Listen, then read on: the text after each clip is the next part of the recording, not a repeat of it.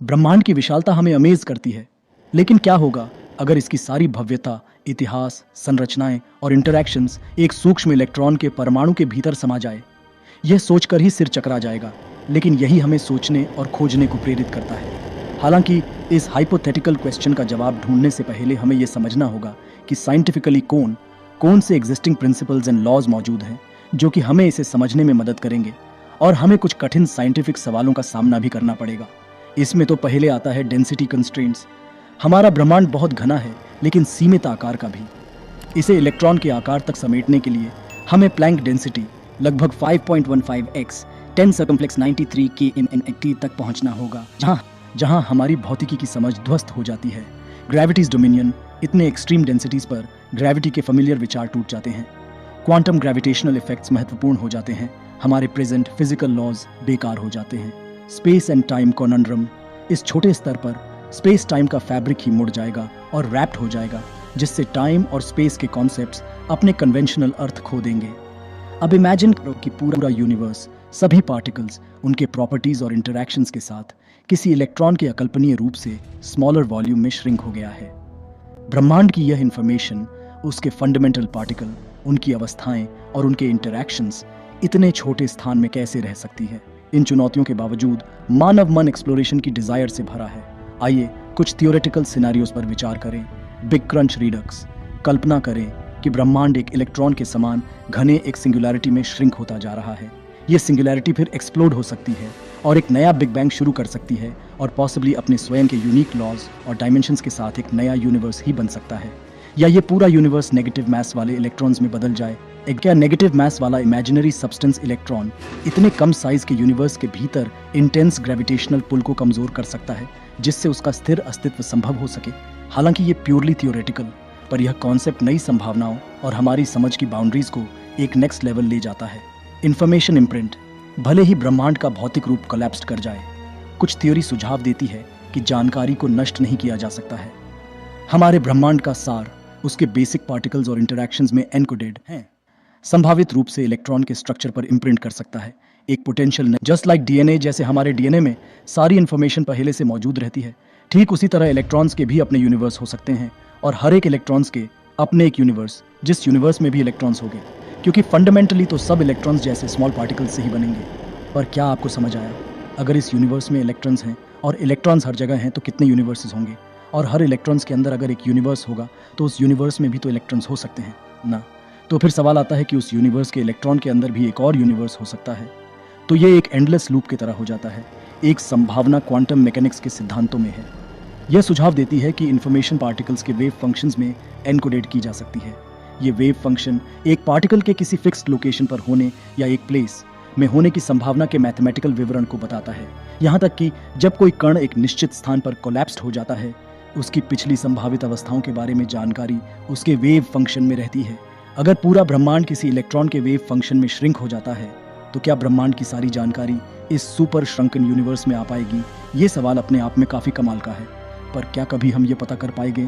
क्योंकि पता हमें तभी चलेगा जब हम उतने स्मॉल साइज के लेवल तक पहुंच पाएंगे। वहां तक पहुंचाना लगभग वैसा ही होगा जैसे कि हम इस यूनिवर्स के छोर तक पहुंच जाएं।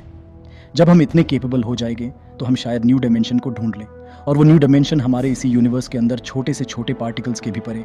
एक न्यू डायमेंशन, एक न्यू यूनिवर्स, जहां चीजें 2 डायमेंशनली मौजूद हो। एक संभावना वास्तविकता के अंतर्निहित क्वांटम प्रकृति में छिपी है। क्वांटम मैकेनिक्स का सुझाव है कि जानकारी को पार्टिकल्स के तरंग कार्यों में एनकोडेड किया जा सकता है। ये वेव फंक्शन एक पार्टिकल के किसी निश्चित स्थान पर होने या एक निश्चित अवस्था में होने की संभावना के मैथमेटिकल डिस्क्रिप्शन होते हैं। यहाँ तक कि जब कोई पार्टिकल एक फिक्स लोकेशन पर कोलैप्स्ड हो जाता है, उसकी पिछली संभावित अवस्थाओं के बारे में जानकारी उसके वेव फंक्शन में रहती है। अगर ये पूरा यूनिवर्स किसी इलेक्ट्रॉन के अंदर श्रिंक हो जाता है, तो उसकी vast information possibly electron entangled opposite spine वाले इलेक्ट्रॉन तक पहुंच जाएगी। ये इंफॉर्मेशन शेयरिंग एक तरह की थ्योरी को सजेस्ट करती है, जो है quantum electron parallel universe theory.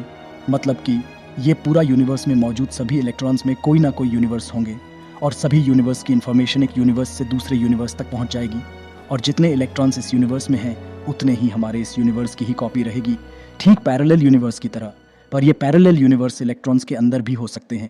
हम यूनिवर्स में जितने इलेक्ट्रॉन्स होंगे, उतने ही पॉसिबल पैरेलल यूनिवर्स हो सकते हैं, क्योंकि पैरेलल यूनिवर्स में कहा जाता है कि इन्फिनिट यूनिवर्सेस एग्जिस्ट कर सकते हैं।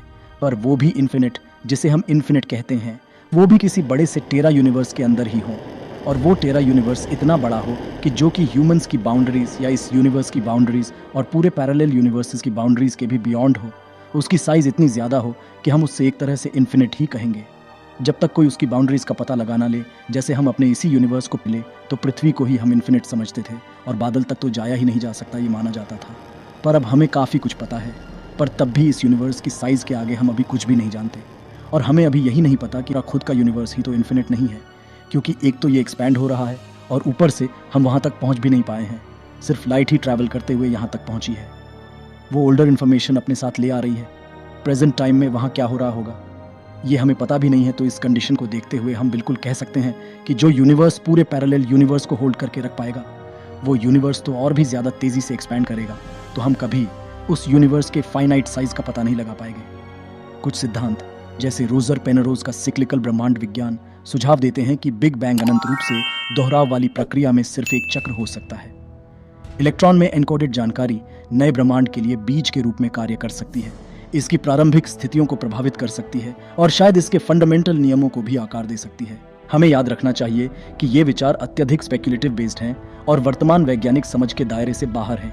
हालांकि वे हमारी कल्पना को जगाते हैं और हमें ब्रह्मांड के सबसे बड़े रहस्यों के बारे में सोचने के लिए प्रेरित करते हैं। भले ही ये सिद्धांत कभी साबित ना हो, वे साइंटिफिक इन्वेस्टिगेशन की प्रोसेस को आगे बढ़ाने में वैल्यूएबल रोल्स देते हैं और हमें ब्रह्मांड के कामकाज को समझने के नए तरीकों की खोज करने के लिए प्रेरित करते हैं। यूं तो ये सोचना भी काफ़ी अजीब रहेगा कि कैसे एक इलेक्ट्रॉन में पूरा यूनिवर्स हो सकता है, पर अगर हम साइंटिफिक थ्योरीज की माने तो बिग बैंग में भी कुछ ऐसा ही अजीब क्वेश्चन आता है कि कैसे इतना बड़ा यूनिवर्स जो हम आज देख रहे हैं वो एक डॉट जितने बड़े चीज़ में समाया है। इतनी एनर्जी एक पॉइंट पर कैसे हो सकती है, और या इनिशियल स्टेज में इतनी एनर्जी होगी ही नहीं, या कोई एक्सटर्नल एनर्जी ने इतनी एनर्जी को होल्ड कराया, लाइक ब्लैक होल की तरह का डिफरेंट यूनिवर्सल साइज का, या हमारे यूनिवर्स से भी बड़ा साइज का कोई ब्लैक होल जिसने एक पूरा यूनिवर्स ही कंज्यूम कर लिया हो, जिससे उस ब्लैक होल की ट्रेमेंडस ग्रेविटेशनल पुल से पूरा यूनिवर्स एक पॉइंट पे आ गया हो, और ये यूनिवर्स से भी बड़े साइज का ब्लैक होल किसी पैरेलल यूनिवर्स के एक यूनिवर्स को अपनी ग्रेविटी के कारण किसी प्लैनेट या स्टार को नहीं बल्कि एक पूरे यूनिवर्स को अपने अंदर खींच लिया होगा।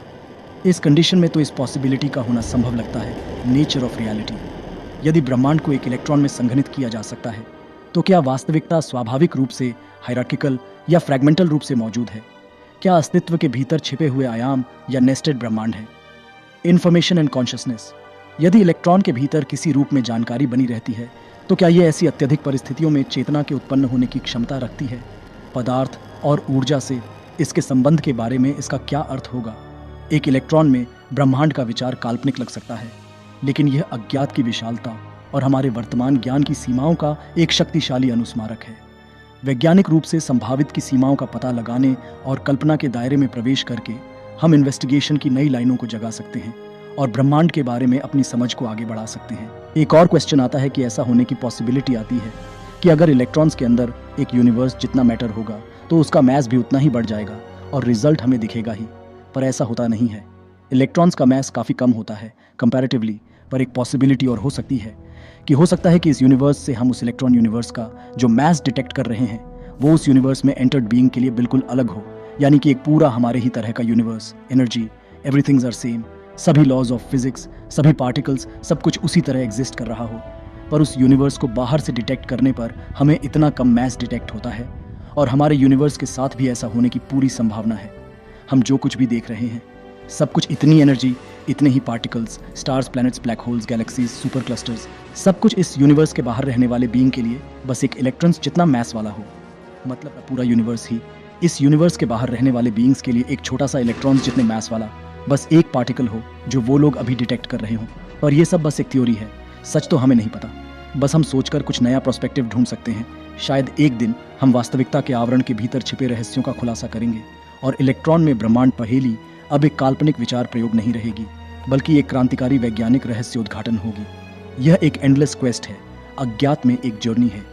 जैसे जैसे न्यू रिसर्च उभरते हैं और हमारी समझ गहराई तक पहुंचेगी, संभावनाओं का होराइजन बदल सकता है और विकसित हो सकता है। Embrace the mystery, keep exploring, and let your imagination be your guide in this journey to the heart of the unimaginable. आपने क्वांटम फ्लक्चुएशंस के बारे में तो सुना ही होगा कि कैसे सम अमाउंट्स ऑफ एनर्जी कैसे स्पेस में फ्लक्चुएट करती है। मे बी ये इलेक्ट्रॉन्स यूनिवर्स के कोलैप्स्ड होने के कारण होता हो, जिससे कि इलेक्ट्रॉन्स यूनिवर्स के नष्ट होने या बनने से जनरेट होने वाली एनर्जी के फ्लक्चुएशंस ही हम डिटेक्ट करते हों। आपको क्या लगता है? अपने जवाब कमेंट्स में बताएं। आइए बातचीत जारी रखें। और किन अन्य टॉपिक्स आपकी जिज्ञासा है